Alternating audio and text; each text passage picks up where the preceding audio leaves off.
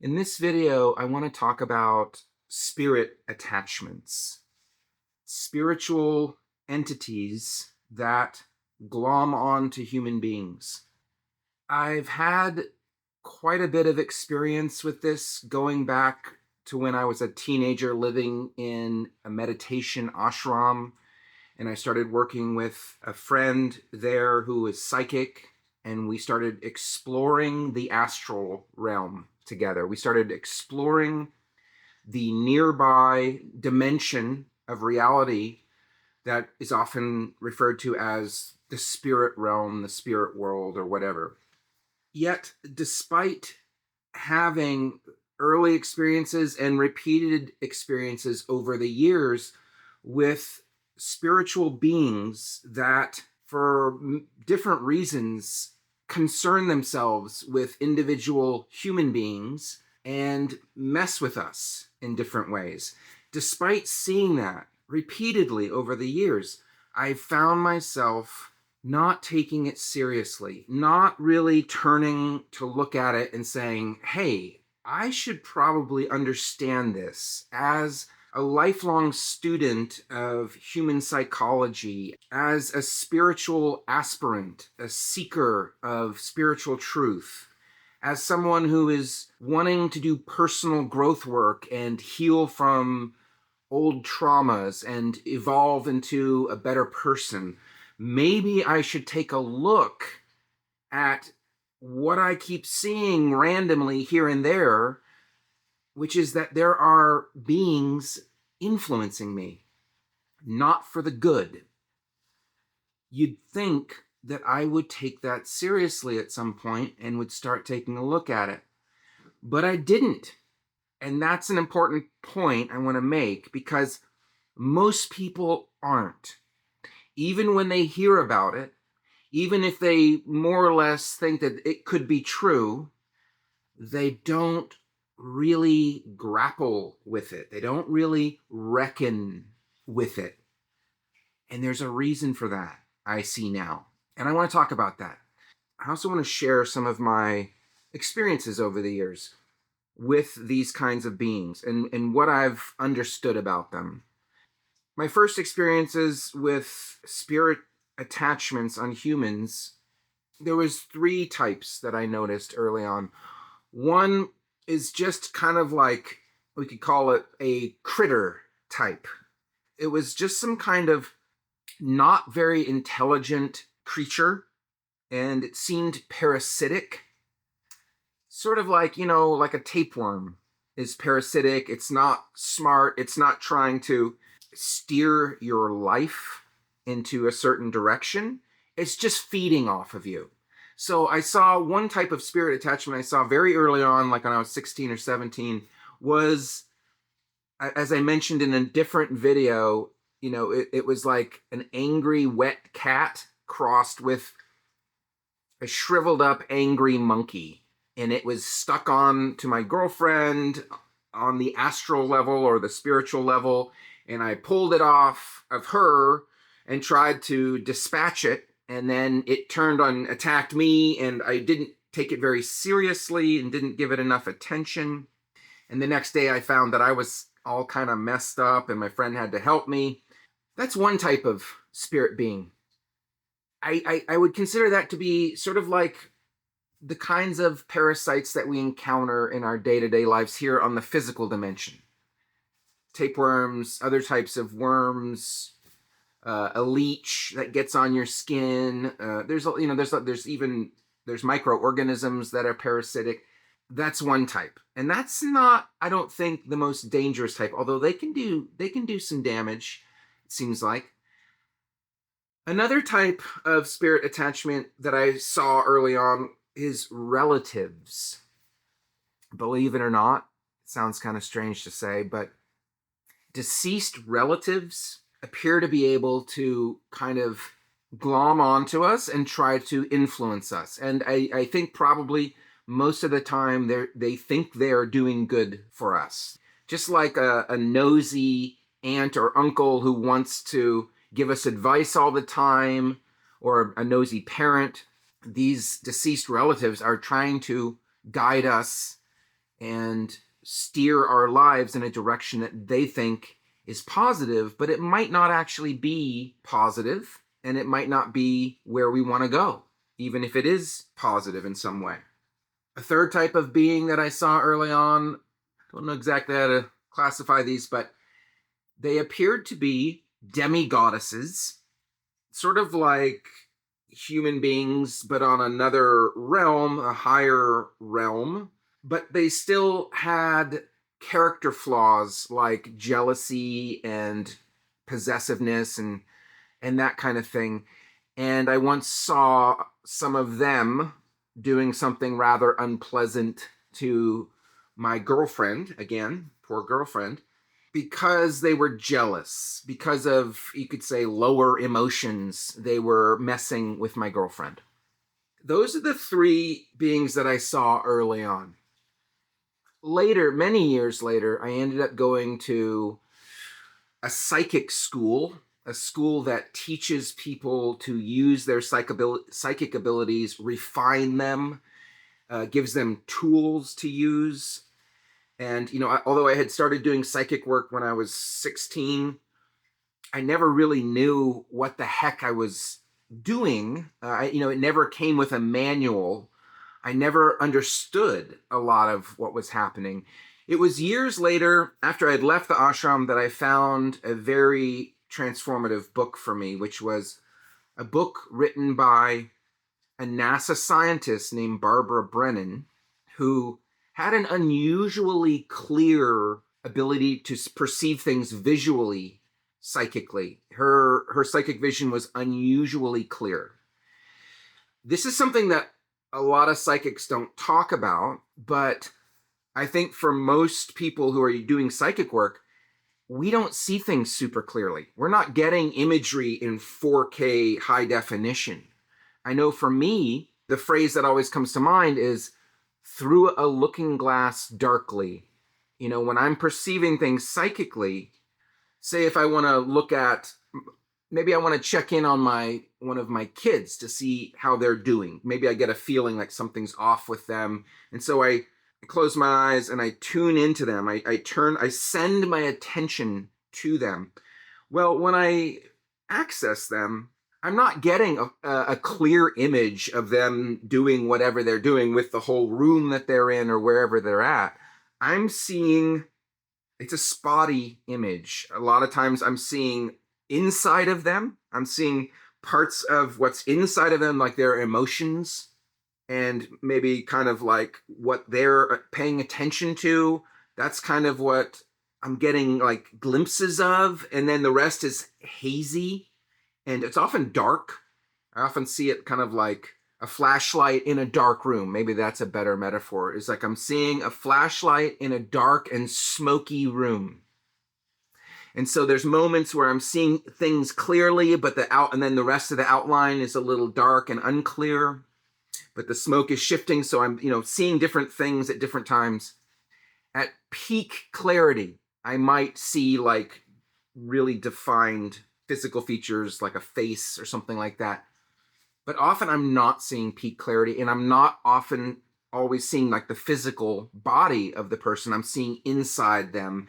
Emotions are much easier to perceive for me than thoughts. I almost never see or hear thoughts in someone else. That's really unusual. I have to really strain and be highly motivated in order to start sensing what the thoughts are. And even then, I'm not hearing them clearly. I'm just sensing them in a certain way.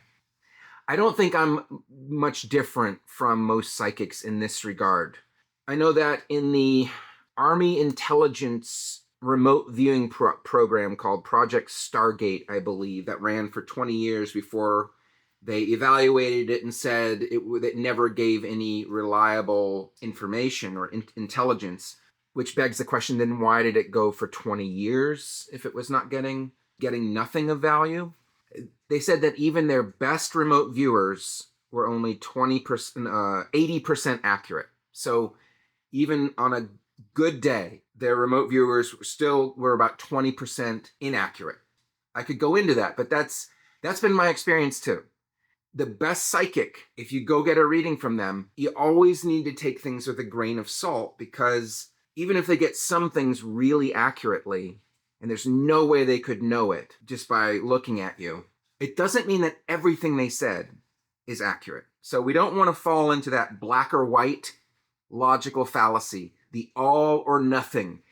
They said one thing that's true, so we can assume that everything they say is true. Nope. Or they said one thing that's false, so we can assume everything they said is false.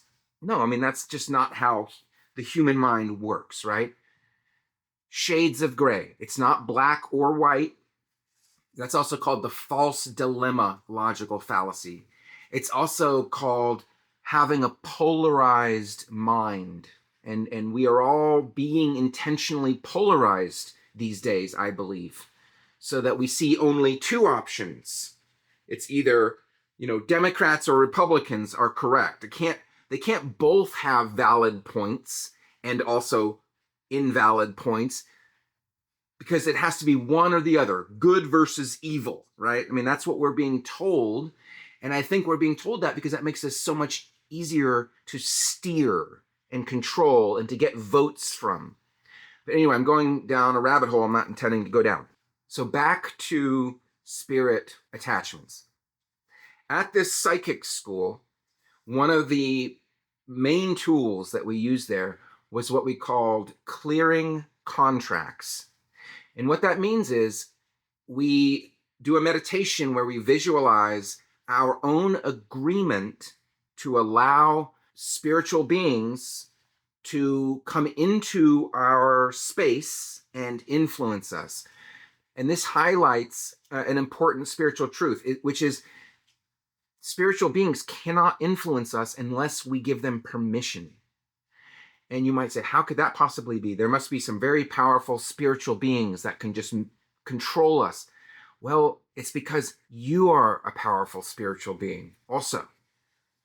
You may not think you are because you're in a human body and you struggle as a human being, and you don't have maybe the great spiritual insights of the Buddha, and you struggle with various shortcomings that you try to overcome, and it's really difficult. So you might have a low opinion of yourself, but all of that is that's not who you are.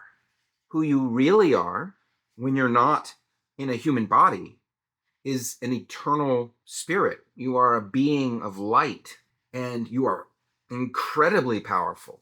You are a spark of the divine. You have the light of God within you. So negative spiritual beings cannot influence you unless you're in some way giving them permission to do so. And negative spiritual beings are really good at getting permission. And we don't always know that we've given permission, because it can happen unconsciously. There's so much about our own mind that we're not aware of with our surface waking mind that's looking around at the world and navigating and having some thoughts and feelings and trying to figure out what to do next. This front of our mind is not usually clued into all the stuff that's going on behind, down inside. I'm going to get to that more later in this video. But anyway, at this psychic school, we clear contracts to remove negative spiritual influence. We say all of my agreements or contracts to allow negative spiritual influence to affect me, I destroy and delete those contracts right now. And I cut the energy cords to those negative spiritual beings, and I order them to leave. And so we would do that practice. And I never forget this evening when I was at that class where we learned that practice, and we did it. And when we were done, it was right at the end of class. So when we were done, we finished that meditation, and I left the class, and I was like, oh my God, I feel completely different. I've just kicked out all spiritual beings that were in my space affecting me. I've cleared them all out. The only way I can describe it is I just felt like me again. It felt like I had been in a noisy bar, just in my own space, was like a noisy bar. And suddenly I was out in a meadow by myself. And it was just, there was like the noise was gone. And there was just a feeling of peace and a feeling of my authentic self just being there with itself. And it was so refreshing. And I felt that I could easily do what I wanted to do, that I wasn't having to use my willpower to do what I needed to do, that I could just do it without any kind of inner resistance. But I also found, just like I found as a teenager in the ashram, that when I removed those things, they came back. When I removed that thing from my girlfriend, well, it got on me. That's not a good example. I don't know that that particular thing got back on her. But there were other people in the ashram that we removed things from, and we always found that they came back. And the reason for that is because some part of us inside didn't really want to let them go. Just like we might get into a negative relationship with, say, a narcissistic man or woman who grooms us to become dependent on them, to feel less and less confident about ourselves, and they isolate us more and more from our support network so that they can get more and more control over us. There are beings on the spiritual realm that do the exact same thing. And parts of us, parts of our psyche, may not be the front of our mind that we use to interact with the world and other people with, but deeper down, there are going to be parts of us that feel dependent on those narcissistic spiritual beings. That brings me to another class of spiritual being that I want to talk about, which is, we could call them narcissistic beings, negative, intelligent beings with a plan, with a strategy and a goal, which is to steer us off our true life path. These are what the Catholic Church calls demons. And I don't like that word because it's so melodramatic and has so much baggage. But in my experience, my genuine, direct experience, there are beings like this. And I've ordered a Catholic textbook on spirit possession and exorcism. And while I didn't agree with a lot of their approach, when that book talked about like the raw experience of these beings and what they do and how they operate, everything was just ringing true to me based on my own direct experience. One of my direct experiences was back in around 2013, sitting and meditating. Suddenly I saw kind of like an ogre face in front of me, a negative, it looked like an ogre or like an orc from Lord of the Rings. Its face was right in front of me. It was in my bubble, in my energy field, in my personal space. And I suddenly saw it, and it looked right at me, and it kind of went, like, oh my God, Ella sees me, and it vanished. And I was just left there going, what the heck was that? And that experience was so kind of funny how shocked it looked when it realized that I was somehow seeing it. And instantly I understood that this thing usually is here, but I don't see it. And that it is camouflaging itself somehow. And it was shocked and even scared that I suddenly saw it. I don't know why I saw it suddenly. It's very important to understand that these things have a very skillful and sophisticated ability to camouflage and conceal themselves, especially this class. Because Kelly and I never saw this class, and we were looking all the time. And we were looking specifically for spiritual beings, and we did not see this. It might have been what Kelly was talking about when he said there was a class of beings called, what he called voices. He said that he saw that voices, he just called them voices, and he said that they were influencing people, but I never understood what he was talking about. He saw that when he was doing work on his own. He never showed that to me. I never saw that myself. We never saw this class of beings that I would call these sophisticated demonic entities, the ones that are proactively and very intelligently trying to mess us up. These beings, when I compared them to narcissists, they are extremely narcissistic. They are like a malevolent, what's the word? A malignant narcissist. That's the way their psychology presents itself to me when I directly look at them and see that what they're doing and how they're doing it. They are so much like a malignant narcissist that I'm considering the possibility that a human being who is a malignant narcissist is actually just being strongly influenced by one of these entities. That what psychologists call a malignant narcissist human is really a human being who has been deeply invaded and is deeply manipulated by one of these beings. Maybe humans can be narcissistic all on their own without the influence of these spiritual beings, but I would honestly find that to be quite surprising. My main point, though, is that there's like a one-to-one match. Malignant narcissism and these negative entities, they're like the same thing. I don't see a difference in how they present themselves. Not long ago, I heard about the work of Robert Falconer, and he wrote this book, for example, The Others Within Us, Internal Family Systems, Porous Mind, and Spirit Possession. Robert Falconer is an amazing human being.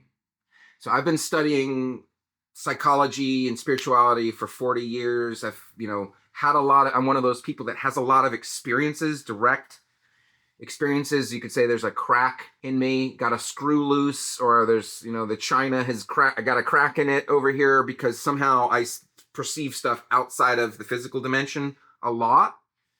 And I've been blessed to have so many amazing mentors and teachers throughout my 40 years investigating this.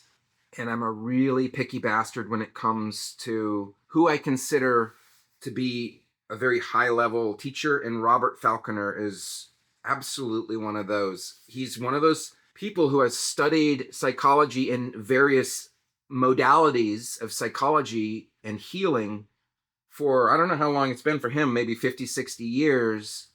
So he has learned so much on a level of like scholarship, but then at the same time, he is someone who went through absolute hell as a child and a young adult and came away with severe trauma, which he has been working on his entire life. And really, it's doing work on ourselves that teaches us the most about psychology and healing and spirituality. We can't really get true knowledge of those things from books and from sitting in a classroom. That can really help. It can also hurt because there's a lot of false teachings out there. But if we get true teachings on psychology and spirituality and healing, that's one wing of the bird, but the bird can't fly without the other wing, which is we got to do the work on ourselves. So Robert Falconer is one of those people, rare people, I would say, who has a deep level of scholarship and a deep level of having done the work. And this book is freaking amazing.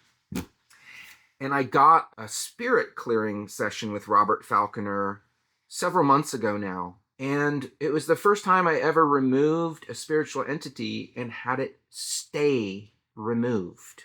That's because he didn't just yank it out, kick it out, cut the cords, break the contracts, and then have to do it the next day and the next day and the next day and the next day because we hadn't addressed the reason why I was letting those beings in the first place. That's what Robert Falconer does in his work, which he uses the internal family systems model of therapy, also called IFS, to address what it is inside of us that is inviting or accepting the invitation from these negative beings to come in and influence us. He addressed that part of me, the wounded part of me, because these beings, they latch on to us wherever there is trauma in our system. That seems to be how they do it. Maybe there's other ways, like just having really bad teachings or playing around with magic and some people invite these beings in. There's maybe more reasons than this, but these beings seem to find a main entry point into our system through trauma. There's a line I read once that always resonates in my head. I was reading about poison oak and poison ivy, the plant, and it said poison oak proliferates wherever the soil has been disturbed. That line always just struck me. These negative spiritual beings attach to us wherever our inner soil has been disturbed, and that's like a trauma. Just like when we cut ourselves and certain microorganisms will get inside of our body and infect us. When we have trauma, it's like our emotional body gets a cut in it. We do have an energetic, emotional body, just like we have a physical body. And trauma creates damage, and that damage creates an opening, an entry point. And these beings use that to manipulate us and to start influencing us. And if we don't address the trauma inside of us, then they'll just keep coming back. That's what Robert Falconer did in his session. It's why that session was like a before and after session. I've been a different person since that session. One of the main things that happened was we freed a part of my psyche that had been trapped in a scary narcissistic relationship with a negative entity. When we healed that wounded part of me and removed that negative entity, that part of me transformed and reintegrated into my system. And I started feeling a really strong drive to accomplish things, which I hadn't been feeling before. Before, I had always struggled to stay on mission and to work towards my mission. I always felt like there was something trying to pull me off of my mission. And there was. But when we cleared that and healed that part of me, I suddenly felt like I had an engine installed. Like someone removed this old dysfunctional 4-cylinder engine and put a big brand new V8 engine inside of my body, and suddenly I'm off to the races. I'm doing this thing and I almost can't stop. Which is great. That's what I want to do. In fact, I would look around, I'd watch the news, and I would see successful people on the news and be like, oh, I guess this is what it feels like to be them. They must be feeling what I'm now feeling for the first time in my life, which is this strong drive to just get her done, to do things, to do what I feel like I'm supposed to do. This must be what that feels like. And God, how I judged myself, all these years for not feeling that. I judged myself. What's wrong with me? I suck. I'm being lazy. That was the main one. I'm being lazy. No, I'm not being lazy. I had trauma and a negative being whispering instructions to me all the time, trying its best to always take me off mission. So clearing that just allowed me to it just unlocked that power for me that we all have. I'm just telling you this because undoubtedly there are similar things going on with you. Maybe it's not drive. Maybe you've got drive, but it's something else that has been trapped and hidden from you, and that you're judging yourself about because you can't seem to stop or you can't seem to start.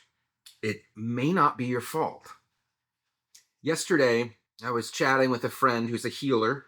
Oren is part of a study group he started and invited me.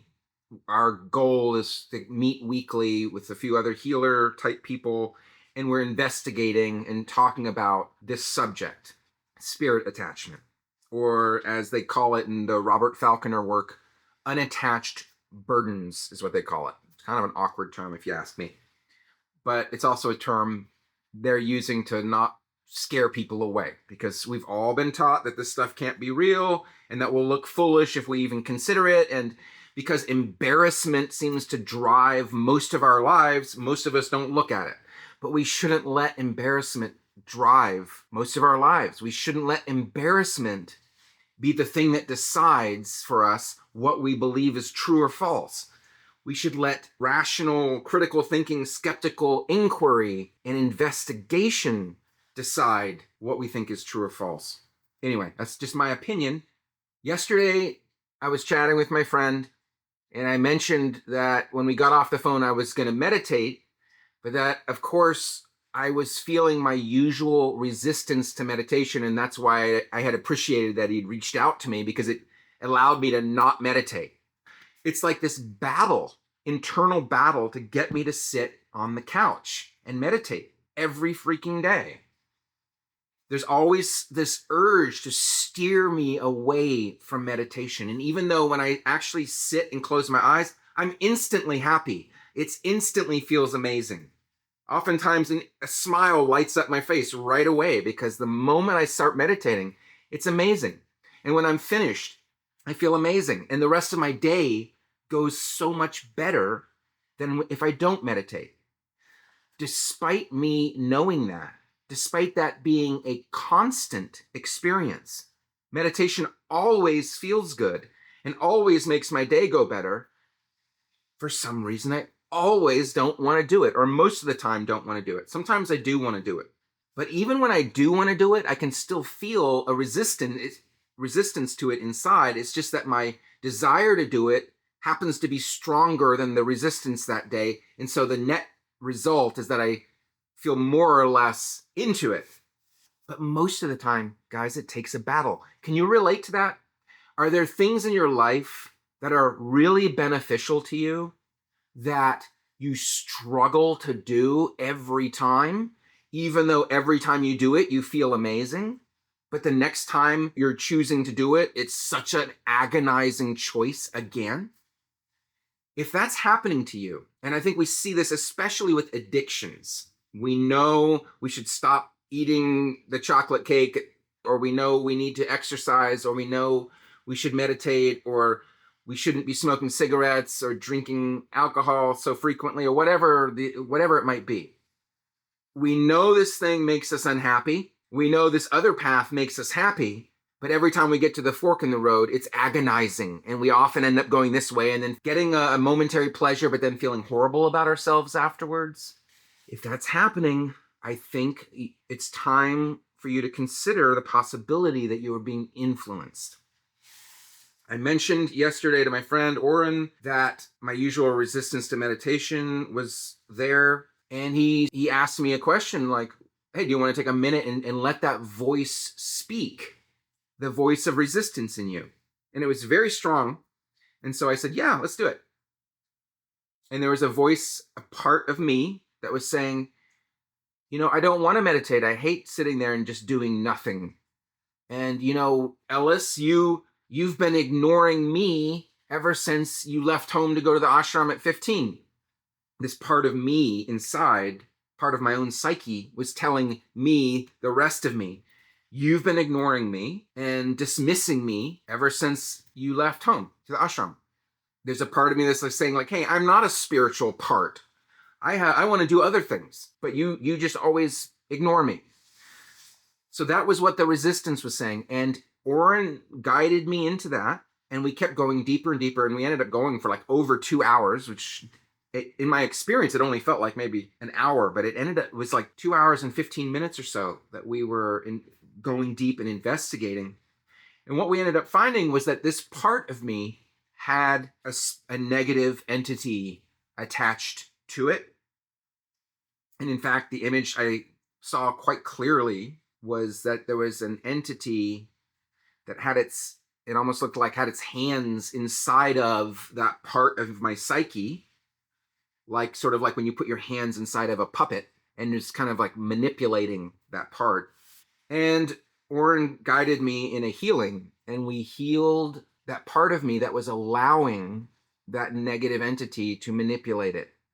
Oren tried to do the Robert Falconer method of sending that negative being up into the light by asking if it wanted to go and trying to persuade it to go.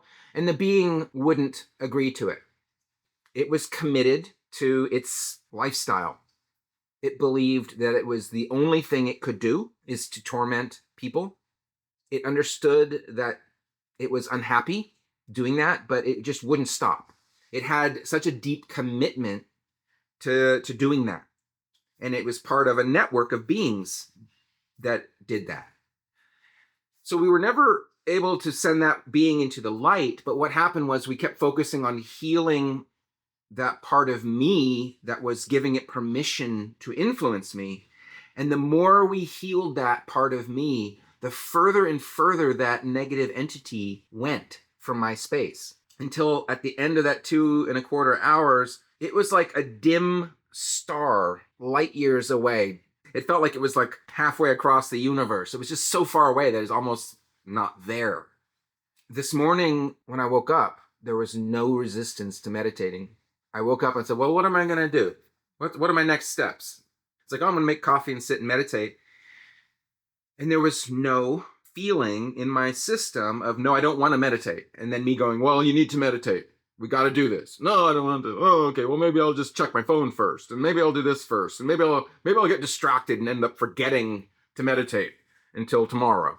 All the usual tug of war going on inside of me just wasn't there. It wasn't there at all. It was just, yeah, I'll make some coffee, meditate. And that's kind of like all I thought.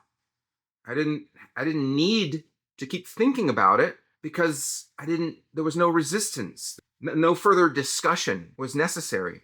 And I made my coffee and I sat and meditated. And at no point did I feel that tugging to like, don't do this, don't meditate. Just didn't feel it.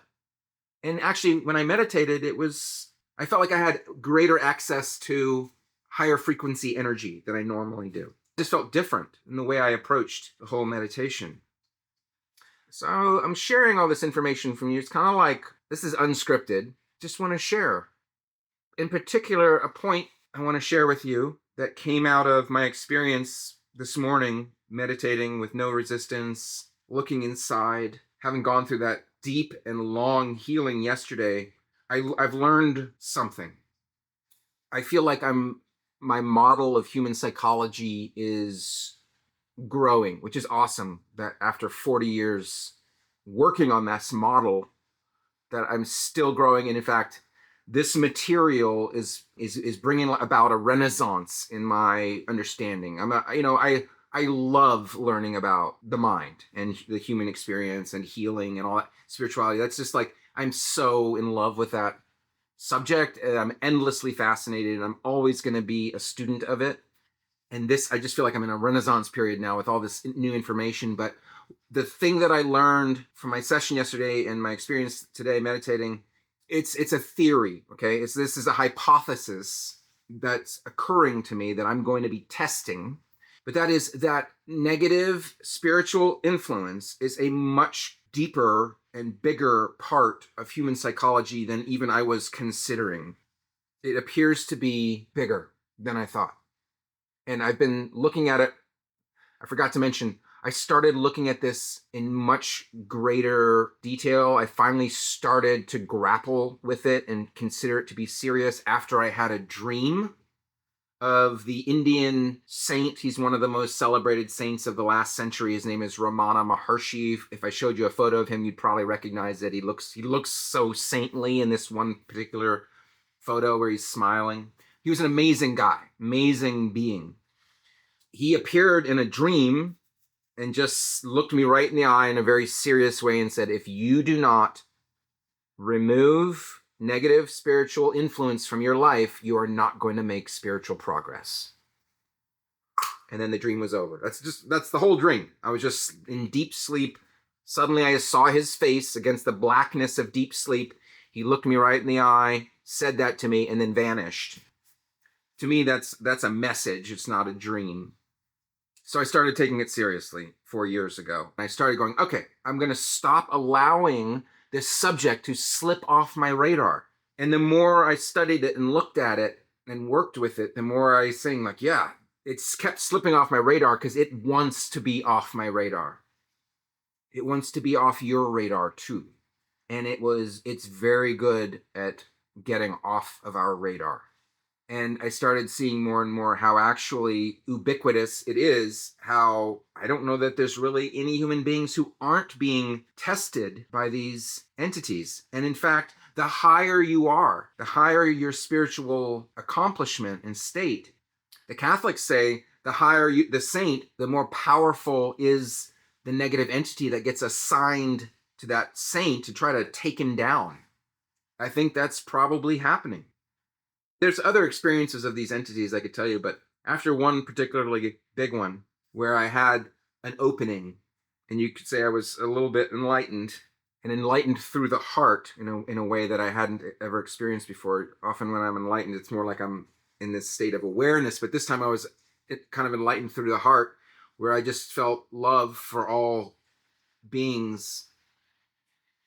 And even if I saw someone who was like an unhappy human being, maybe a negative, unhappy human being, when I looked at them, I could see their entire soul history, and I could see this just beautiful richness to them.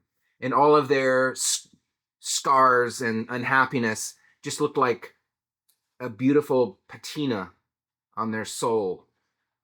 There was no ugliness from that place of just open love for all beings. It's like everyone looked beautiful to me. Anyway, and after a few days of that, it started to close down. These negative voices started coming in relentlessly, and it shut that experience down, which was very painful for me. And I reached out to a friend, and he said, a friend who I consider very highly realized, a very wise being. I think of him as my older brother on the spiritual path. He said, wherever an opening occurs on planet Earth, wherever light starts to shine, there will be beings that come to try to close it back up and cover up that light. If you are a light worker, aka if you are someone who feels called from inside to try to help the planet, to try to help human beings, if you believe that on some level you're here to serve the good, that's what I might call a light worker, because we need some kind of term for it, then you are under attack. That's one thing to take away from this video. You are under attack. If you're trying to spread light and love, there will be resistance to you, to what you're doing. And that resistance might be external, or it might be working from the inside out to try to pull you off course. But the hypothesis of human psychology that I want to put on the table for your contemplation and for discussion is the possibility that we are all being influenced by negative spiritual entities to a much greater degree than we realize, and that because almost all of us experience some kind of trauma in childhood, where the soil of our inner psyche is disturbed, and it gives negative entities a handhold to grab onto us and start to work through us.